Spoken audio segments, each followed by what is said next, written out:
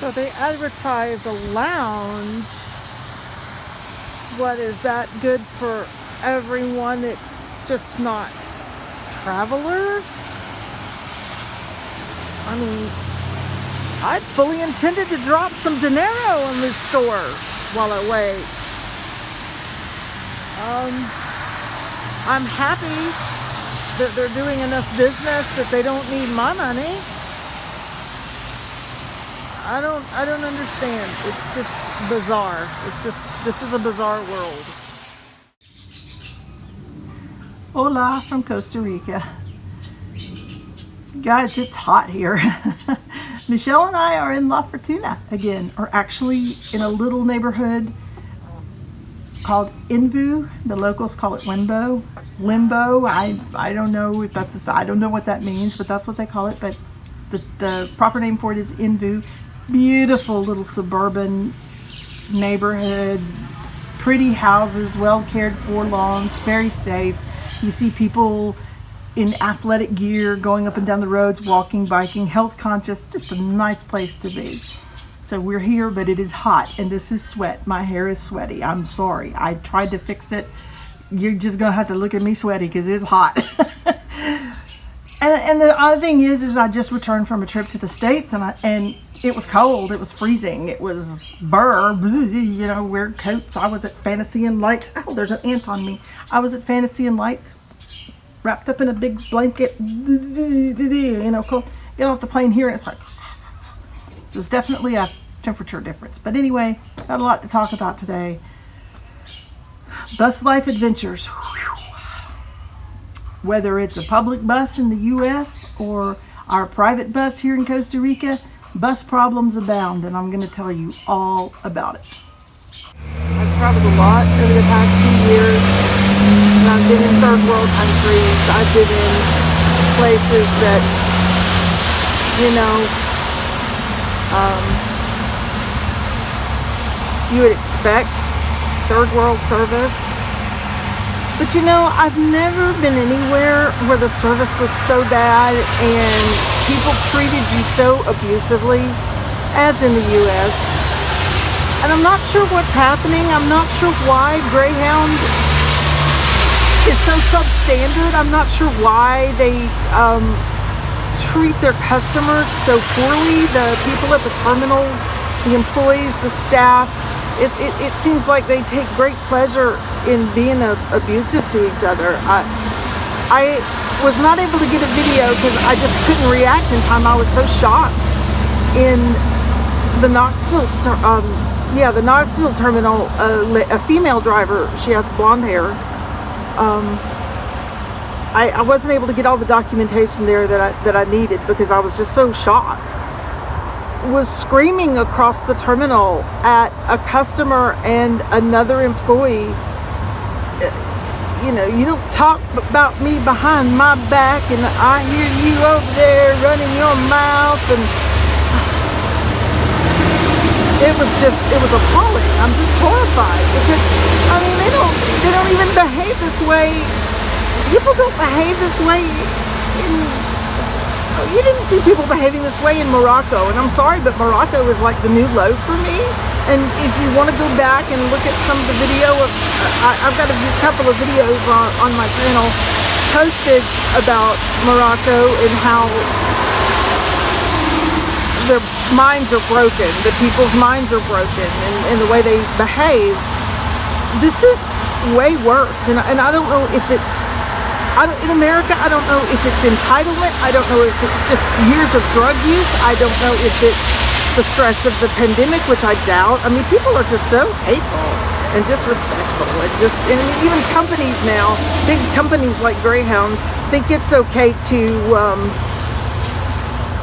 just be atrocious, to just behave atrociously.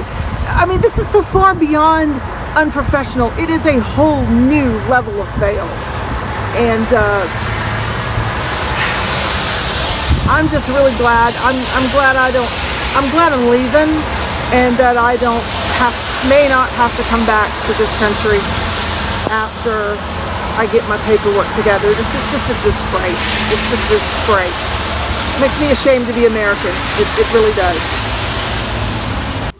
The other thing that I really want to talk about in this video is the experiences that I'm starting to have when I go back to the U.S. A manager on duty that I can speak with. What do you want now? Okay. What do you want now? What do I want now? Yeah. What do I want now? It's this store on St. Mary's Road where the Greyhound dropped me this morning. Columbus, Georgia. After they dropped you last night. Yeah, exactly. Well, you've just lost over $100 of business because we were going to fill a vehicle up at your gas tanks. It's a big, like a SUV. And because the gentleman right there in the gray jacket was so extremely rude to me and... this one has a separate, my convenience store has a separate. Uh-huh. This one is separate. Lotto Lounge is the name of the store. And it's not much of a lounge because the store, I don't even know that they were employees. Some dude just told me I couldn't put my bags in a chair and couldn't wait there, and so I, had to stand outside in the rain. And then I asked for a manager, and I have all that on video where the guy, the employee was just like, "What do you want now?" And I mean, I had never asked him for anything. I don't know what that was about. I hadn't had any interaction with that guy previously. What do you want now? And I said, "Excuse me, what do I want now?" So you told him, ma'am, this one is separate convenience store. Uh-huh. And you don't have a manager? No, I don't have a manager. You don't have a manager, okay. And who is this guy? Who does he work for? Oh, no comment? So what do you want now? This one I told you, this one is separate thing, this one is separate. Uh-huh. Okay, what is this area for? What is this for? No food, no waiting, no littering. What is this for? For decoration? It's for decoration. Yeah, so you've got all this crap sitting here, but nobody's allowed to sit bags in a chair. Nobody's allowed to wait here inside out of the rain. Can I pay for my Red Bull? Okay, all right. Okay, that's fine. Okay. I don't want to be recorded. Yep, I recorded.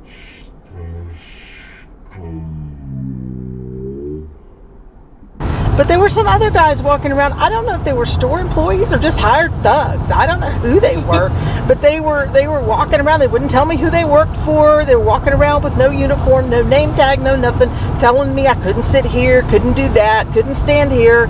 And so I just went outside in the rain. And one of them finally came back out later and said, "You come back in here to the restaurant where everybody's sitting and having a good time."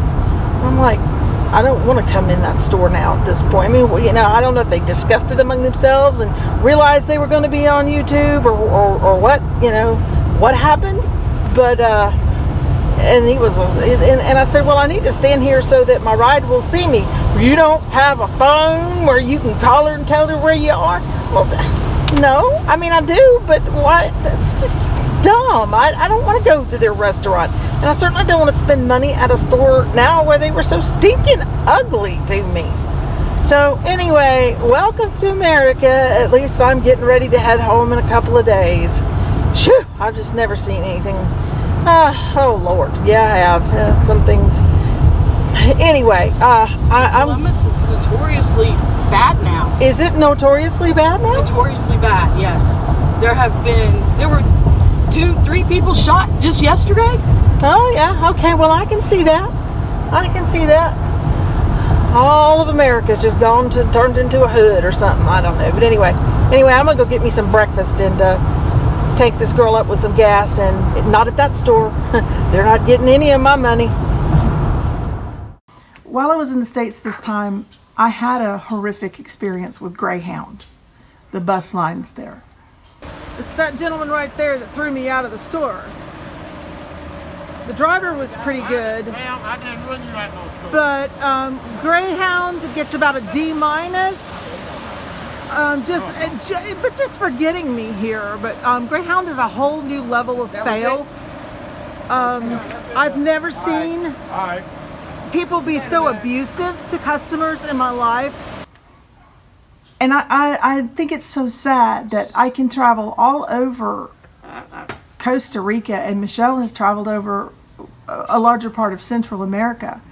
on public bus systems and using taxis and buses and all of this. And with taxis, you have to look out. You have to be careful that you don't get ripped off. But it's not the same as it was with Greyhound. It wasn't a matter of being ripped off. The pricing was fair, and I could buy my tickets online. But the staff and the service at Greyhound is so diminished. It's a disgrace. America is supposed to be one of the top countries in the world. It's a legacy brand country. It has this reputation around the world, or used to have this reputation of being the best at everything and having the best of everything. And I was just so shocked and appalled at the way the Greyhound staff treated its customers. It was pandemonium in most of the terminals that I had to go through. The Atlanta terminal was a nice exception. It had the queues and the lines clearly marked, and you knew where to go. It had it posted up on a board. The lady behind the counter was very professional. It was okay. And the driver coming out of Atlanta was okay. And he sort of gets caught in the middle of some of the video because you see him in the video. He did a good job. He made a good announcement at the beginning of the trip, and he kept the bus under control, and he handled things. So he really wasn't part of what I was complaining about. I was complaining about the driver before, who couldn't find the terminal in I can't remember where I was going. It was not Knoxville. The Knoxville terminal was also a disgrace. The employees were yelling at customers, talking down to customers, patronizing customers, cursing. It was a lot of really abusive behavior from the staff toward the people in line there at the Greyhound station, and there was no clearly marked queues. You didn't know where to go. There was no way to get information. If you asked, you got yelled at. You couldn't get information. You couldn't ask an employee. I have a little footage of that. I couldn't get great footage of it because they made me leave. I had to stop videoing, and they moved me so that I could not get the real good footage of the woman basically ridiculing a man or a passenger for, I don't know what had happened, but it was bad. It was really bad. You changed it to the really out. You told us to change it to $1,000 that we did. But now you want to get on the bus and not change it back to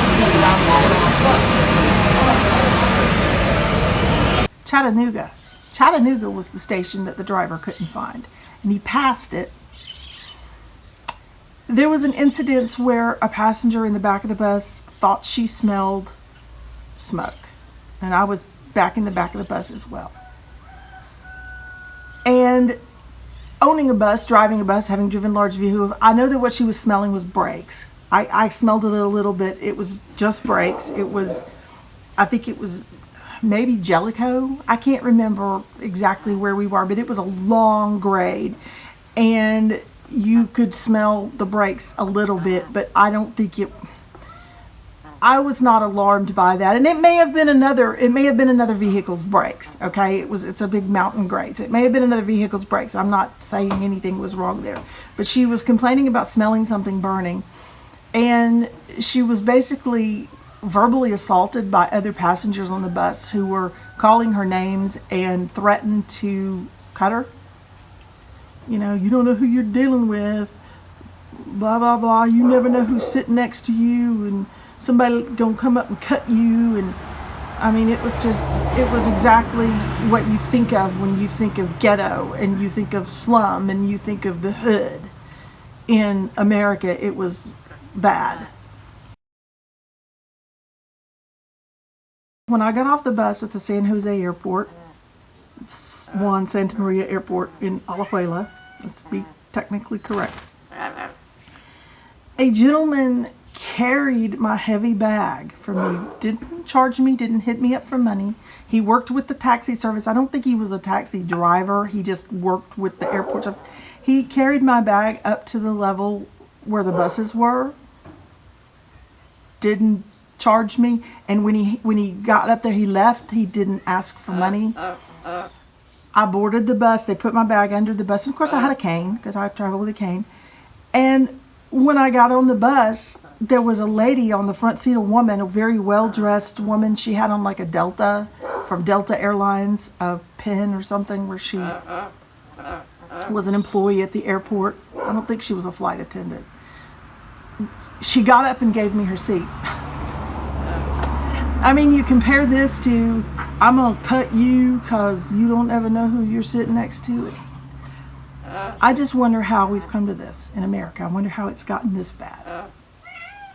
I don't know how to call this to the attention of Greyhound. I don't know who to complain to. I don't know who to complain to or what to do. There's no clear-cut procedure for that. And I think a lot of people, when they ride Greyhound, when they have a similar experience, they don't follow up on it because they're just so relieved to be off the bus and where they're going, and they just block it and forget about it and move on. Or people don't realize they have agency and don't realize they have a right to complain about poor service. I don't really know why it's being allowed to continue that way, but it's just a heads up. There's a problem in the States. And I feel sorry for people from other countries who are used to public transportation systems. They come to the U.S., think they're going to ride a Greyhound bus, and they get treated that way. It's pretty bad.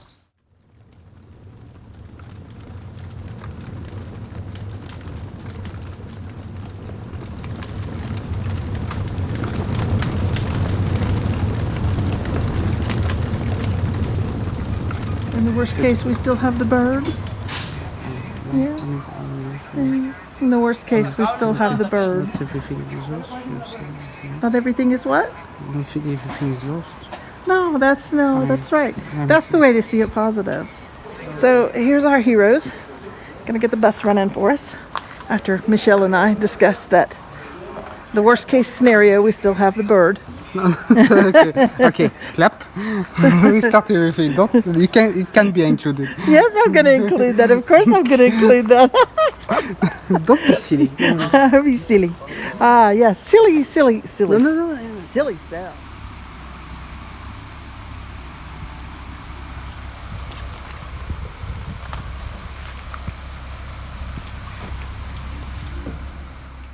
So, I know I look bedraggled as hell, but it's been a day. We're moving the bus from Esperanza to La Fortuna, and fortunately we've got the mechanic is with us. Right now I'm sitting at a gas station or service station somewhere between La Suiza and Turrialba. We turned the bus off to fuel it, and of course it wouldn't crank back up, but he knows what's wrong. The mechanic knows what's wrong, and he's out there working, trying to get it go. I mean, he's going to get it going. That's why he stayed with us, is because this is a known issue with wiring. And speaking of wiring, as we were coming out of Esperanza in the sugarcane fields, we caught on fire. Yes, fire, flames. It was terrifying. We evacuated all the animals. I grabbed the bird. Michelle grabbed cats. Dogs went everywhere. It was pandemonium. I managed to go on fire and blew it out. I don't know how that happened. God, I guess, was looking out for us, but the fire went out. It had not grown to anything other than the wiring. It was an electrical fire. Remember me complaining about the wiring in this bus and how unhappy we've been? And yeah, okay. So yeah, it's gonna get fixed, and we're fine. The bus is fine. The animals are fine. It was all handled. It was just a thing. So we're on the way to La Fortuna. We have a house rented there. Our favorite house, our favorite rental house. We get to spend a couple of weeks there. Looking forward to it, but we got about 5 hours of driving ahead of us, but the mechanic is with us, so we'll be okay.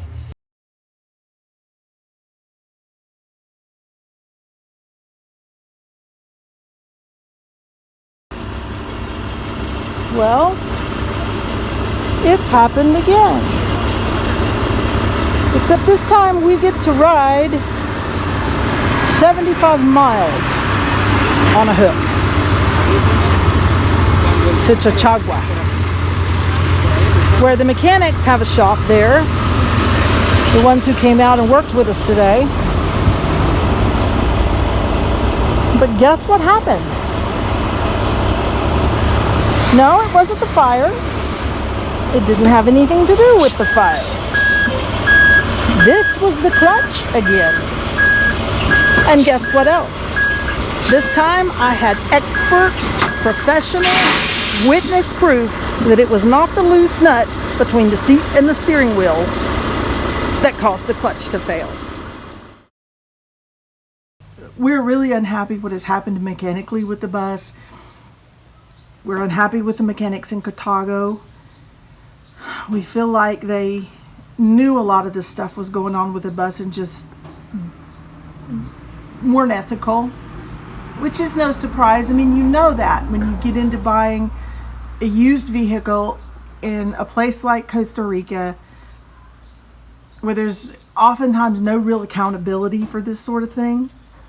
We bought the bus as is. We paid an amount for the bus that, according to some of our friends who work on large vehicles and know large vehicles, it held a value just for the body being in good shape and the engine being solid. Even if we knew that we would have had to replace all of these accessory parts like the radiator and the alternator and the clutch and the, oh God, what all was it? The fuel injector pump, the starter, all of those things. If we had known we would have to replace all of them, we would have still bought the bus, which makes it just pathetic that the mechanics lied about it to such a point to try to cover up what they did, including projecting blame onto me. It's an 11-year-old bus. Clearly things are going to need to be repaired on it or brought up to date or replaced or whatever. I mean, it's just it's a given. What we didn't count on was all of the deception. What I'm starting to suspect is that the mechanics, I can't pronounce his last name, but his first name is Victor, in Cartago. He owns the shop where all of this bad stuff occurred. What I'm starting to think is that Victor had his mechanic strip the bus before he put it up for sale and took any part that was good on it off and used it on other buses and then offered this bus for sale just cobbled together with junk parts. For example, the alternator was not the right alternator for the bus or the battery size. It was 120 volts when what's required for this bus and these batteries is 170 volts. He should have known this and probably did, just enough to get the bus cranked to sell it. The other thing is that the clutch that we had so much problems with, we're getting down to some information about it. They've pulled it out. The clutch that was installed in the bus is not even the right clutch for that bus, for a vehicle that size. It's a light duty, like maybe for a smaller vehicle, or I don't know how all that works. I don't know that much about repair and all the parts. I know enough that when I break down on the side of the road, I have an idea what to tell the people I call, okay? But I'm not a diesel mechanic and I never want to be. So I may be getting some of this information wrong, but the important thing is that this mechanic who's got the bus torn apart now showed us this clutch that was supposed to have been replaced. And number one, he doesn't believe it was replaced at all. He just thinks they made some adjustment on it and, charged us for a replacement clutch. But the other thing is it's not even the right clutch for this vehicle. The starter had gone bad because the fuel injector pump was not delivering fuel to the engine. Remember, I kept saying the engine is starved for fuel. That's why the bus was shutting down. I can barely talk about this without my blood pressure just shooting up. They were telling me the bus was shutting off because I was releasing the clutch too quickly or doing something wrong or bad, and it was just this cluster of crusty old misogynistic men who didn't think a woman had any business driving a bus, or that I wouldn't know what I was talking about when I was trying to explain the problems of the bus to them. It's been starved for fuel. Two things should be the case here, and one of these two things is true. Either they are so incompetent as mechanics that they didn't know that the fuel injector pump was the cause of the problem, or could have been the cause of the problem, even though there was it was leaking fuel. And I told him about the fuel leak and was ignored. I mean, how incompetent do you have to be to not be able to see that a fuel injector pump is bad if you're a mechanic? The other possibility is that they, of course, are competent and knew it and just were being jerks. As a professional commercial driver in the States, I logged over 1 million miles legally, safely, never burned out a clutch, never broke a transmission, never broke a truck, never had an accident. I had an incident or two, like I knocked a trailer door off once. It came loose from the clip and was swinging and hit something. I mean, you have stuff like that happen, but as far as a road accident, a ticket, or anything like that, I had nothing, and I had no mechanical issues ever came from my driving. Over 1 million miles. I drove for a long time. I also drove buses. I drove passenger buses, school buses. I've driven these vehicles for the larger part of my adult life. And I mean, I know there was something wrong with this. So I'm waiting to see now what becomes of, you know, he's tearing it apart to look into it and see. They were able to look at it as it was sitting on the side of the road and see the problem. They knew the problem, and he came around and you could just see smoke boiling out his ears. The mechanic, he was like, I don't know who told you it was your fault, but this is not, there's no, you didn't do this. So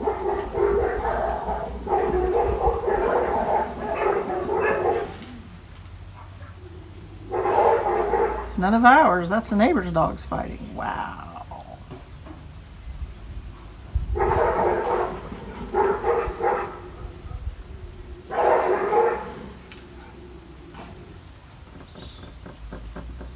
Best security system you can have. It's guard dogs. I wouldn't go in that yard. I love dogs. I wouldn't go in that yard. Nope, nope, nope. They're safe from me over there. Mm-hmm. It's not as bad as it could be. All is not lost, other than a bundle of money that Michelle's kind of tender about. But we have the bus now at a garage in Chichagua. The people really seem to understand the situation. They seem to understand the engine, the way the bus works, the problems with the bus. So we're kind of on an upswing now, maybe. Just money we wish we hadn't had to spend. The bottom line is that Michelle and I have to now decide how we're going to move forward. We know we're going to repair the bus mechanically, but while we're in La Fortuna, are we going to go ahead and invest more time and money in the solar electrical system? Are we going to invest more time and money into building the furniture and fitting the bus with all of the things it needs for us to live on it? We're scattered because we've tried to buy land. We're trying to do the bus, and I think we need to focus on one thing or the other. The land is in a holding thing right now. We're not sure exactly when that's going to move forward, or if it's going to move forward.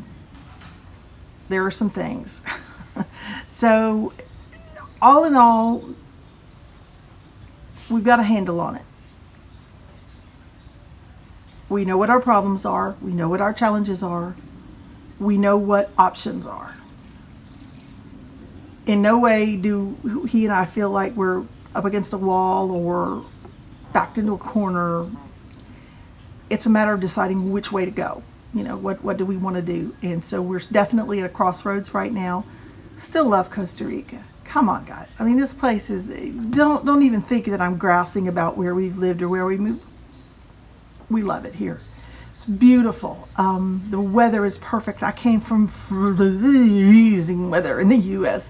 Got off the plane in Hola at the airport, at the San Jose airport, and it was just like instant summer.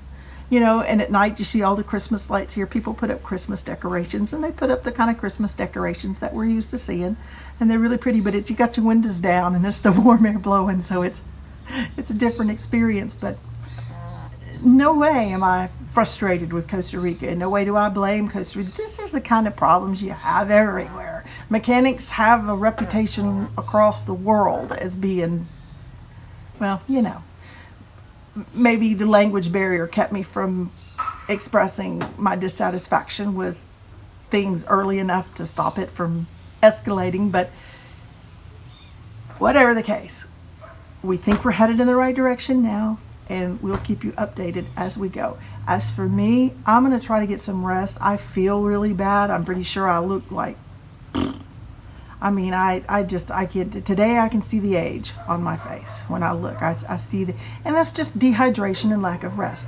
So that's going to be my priority, getting back on track with some nutrition after having to eat junk food for a few days to get here. And, you know, we couldn't go to the grocery store and buy a bunch of stuff to put in the refrigerator because we were afraid it would spoil. But just kind of getting back on track after a transition period of moving from the rainforest back basically to a suburb and a nice town. Keep you posted.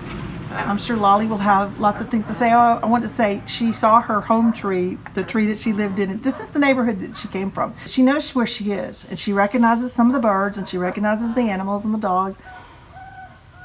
She was kind of happy to see them, but she has shown no. She's pretty transparent. You can read her moods and read her emotions, and she just wants to be with us. Just like always. She wants to spend a little time in her tree, and then she calls to come down, Mama, Papa, and I go out and get her and bring her back in, and she spends time with us. You see where she's sitting. She rode on my shoulder or on the headrest of the bus the whole way, the whole 5-6 hour trip from Turrialba. So she's very much a mama's girl, and my love affair with this bird just keeps getting deeper and deeper. She could fly away. She can fly. She's flighted. She can fly. She's a little nervous sometimes about taking off, but once she's in the air, she does fine. She can land, she can turn, she can fly up, she can fly down. She knows what she's doing. She can fly. So at any point in time, she could go free. This is where she came from. I'm not holding this bird captive, but that's what makes it so special, is that this is her choice to live with us. And you just don't, with the animal kingdom, you just don't get any sweeter than an animal that chooses to be with you, that picks you as their person, and you had nothing to do with it. They just said, look at that person, I'm gonna go. You see where she is, and it just warms my heart, and she's my girl, and we'll keep you posted about her adventures as well. Pura vida.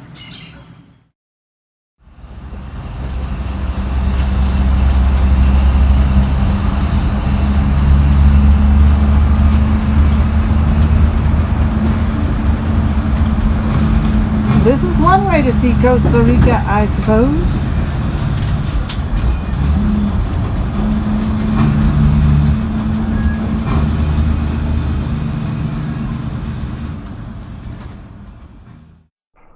Thank you so much for watching. If you enjoyed this video and want to see more of our journey here in Costa Rica, please subscribe and hit the notification bell so you'll know when we upload something new. By all means, talk to us in the comments. We love hearing from you.